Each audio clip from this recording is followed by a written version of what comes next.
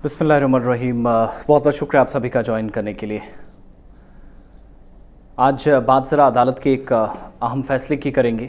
जम्मू कश्मीर और Ladakh common high court, क्योंकि दो यूनियन टेरिटरीज अलग अलग हैं लेकिन दोनों का एक ही हाई कोर्ट है, उसने फटकार लगाई जम्मू कश्मीर इंतज़ामिया को और नाराज़गी का इजहार किया और जो तबसरा किया वो वाकई में कान खोलने वाला था। डिवीज़न बेंच की तरफ से जो कुछ कहा गया वो इंतज़ामिया के मुँह पर एक तमाचा भी था।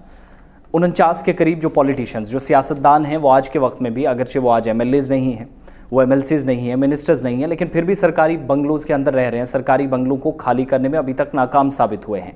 इस सिलसिले में एक PIL अदालत के अंदर चली गई, मफाद आमा में अर्जी जिसको आप कहते हैं, पब्लिक इंटरेस्ट लिटिगेशन। PIL का जिस पर समाअत हुई अदालत के अंदर, क्या कुछ कहा गया, चंद एक बातें आपके सामने रखूंगा और कैसे हुकूमत का जो मौक़िफ़ अदालत के अंदर था उस पर बरहमी का इजहार अदालत की जानिब से किया गया।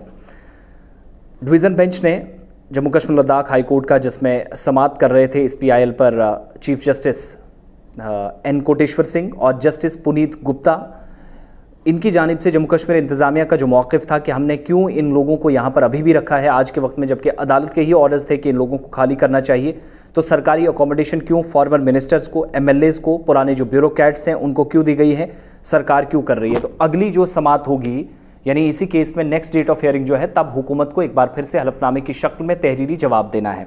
अब यहाँ पर क्या किया, PIL पर जब समाअत हो रही थी तो जम्मू कश्मीर इंतज़ामिया की तरफ से लिफाफे में बंद जवाब दाखिल किया गया। तहरीरी जवाब था एडवोकेट शेख शकील, जिनके साथ एडवोकेट सुप्रिया चौहान और मोहम्मद जुल्करनैन चौधरी थे, जो पिटिशनर की तरफ से डिवीज़न बेंच के सामने बात रखते, जो अर्जी गुजार था, जो दरख्वास्त गुजार था, जिसने PIL फाइल की थी, उस शख्स की तरफ से अदालत के अंदर दलाइल दिए और 26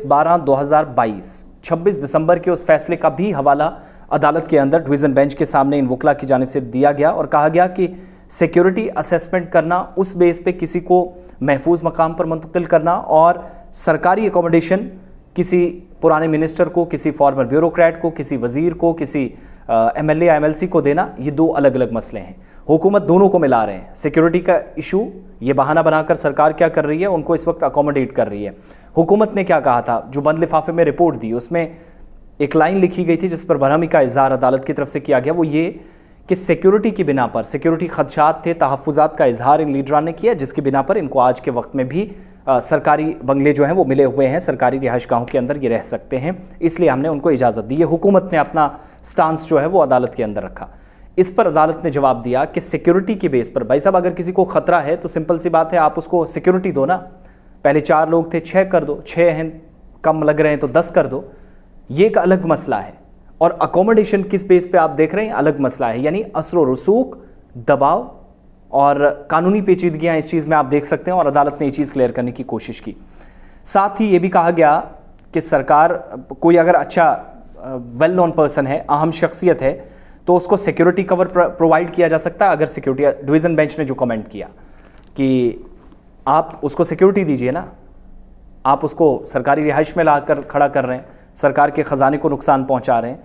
और अकोमोडेशन जो है वो भी कुछ एक सर्कमस्टांसिस में, कुछ शराइत के साथ दी जा सकती है, और फॉर्मर चीफ मिनिस्टर और बाकी सारे, अगर फॉर्मर चीफ मिनिस्टर्स छोड़ सकते हैं तो फिर इन वज़रा को, इन साबिक वज़रा को, ब्यूरोक्रेट्स को, MLAs को, इनको आज के वक्त में सरकारी रिहाइश क्यों दी गई है। मिनिस्टर हो या रिटायर्ड ब्यूरोक्रेट हो, वो आज के वक्त में किसी भी तरीके से सरकार का कोई भी ऑफिस हो, सरकार का कोई इंफ्रास्ट्रक्चर हो, यानी सरकारी इमारत हो, सरकारी रिहाइश हो, उस पर कब्जा नहीं कर सकता, ना वो रह सकता है जब उसकी खिदमात ख़त्म हो गई है। अदालत की तरफ से क्लियर कर दिया गया।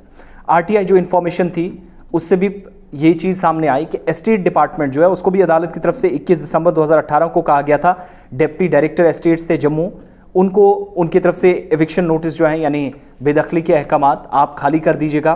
Farmer deputy CM Kavinder Gupta, Bali Bhagat former health minister थे, सुनील कुमार फॉर्मर मिनिस्टर थे, बाकी लोग थे, बहुत सारे लोगों को इस तरीके से दिया था कि बंगले आप खाली कर दें। ठीक है, 21 दिसंबर 2018 से पहले या इसके तारीख तक आप बंगले खाली कर दें, इसके बाद कार्रवाई करेगा। लेकिन वो कार्रवाई भी वहीं रही। आज के वक्त में कई लोग जो हैं, एस्टेट डिपार्टमेंट का जो गवर्नमेंट का उस वक्त का ऑर्डर था, ऑर्डर नंबर 99 EST ऑफ 2018, 15/10/2018 का, उस पर भी मुकम्मल तौर पर अहकामात जो थे अमल दरामद को यकीनी नहीं बनाया जा सका, उस पर भी काफ़ी नाराज़गी है। स्टेट डिपार्टमेंट ने एविक्शन प्रोसीडिंग्स कहा गया कि हम शुरू करेंगे, और उसके बाद क्या कहा गया कि कुल मिलाकर 107 सियासी शख्सियात, 107 लोगों को सरकारी बंगले उनसे वापस लिए गए, अदालतों से उन्हें निकाल दिया गया, माफ़ कीजिएगा, सरकारी रिहाइश से निकाल दिया गया, ख़त्म कर दिया गया।